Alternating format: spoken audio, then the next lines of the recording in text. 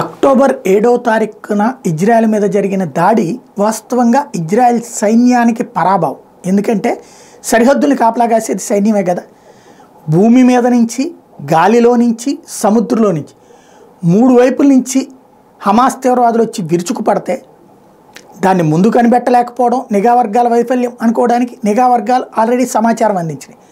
కానీ దాంతో అప్రమత్తంగా లేకపోవడం అన్నటువంటిది ఇజ్రాయెల్ సైన్యం యొక్క వైఫల్యం. ఆ వైఫల్యాన్ని కవర్ చేసుకోవడానికి అనొచ్చు, లేదంటే తమ వైఫల్యం కారణంగా జరిగిన నష్టానికి ప్రతీకారం కావచ్చు. పెద్ద ఎత్తున దాడులకు పాల్పడుతూ హమాస్ తీవ్రవాదుల అంతు తేలుస్తున్నది ఇజ్రాయెల్ సైన్యం. చివరికి గగనతల దాడులు ఒకవైపు, నేవీ దాడులు మరొక వైపున, ఎయిర్ ఫోర్స్ దాడులు మరొక వైపున చేసుకుంటూ ఆర్మీ దాడులతో తుక్కు రేగొడుతుంది. ఒక పక్కన గాజా లోపల ఉత్తర గాజాని స్వాధీనం చేసుకుని దక్షిణ గాజాలు అల్లకల్లోలం చేసి ఇంకో పక్కన వెస్ట్ బ్యాంక్ వైపు వెళ్తోంది. అయితే ఇప్పుడు కీలక పరిణామాలు చోటు చేసుకుంటున్నాయి.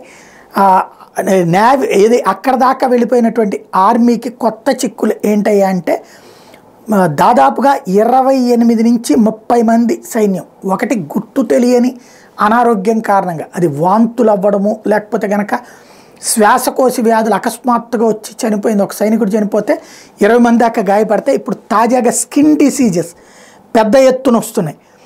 Dozens of Israeli soldiers are suspected to have been caught with a skin disease amid the war in Gaza.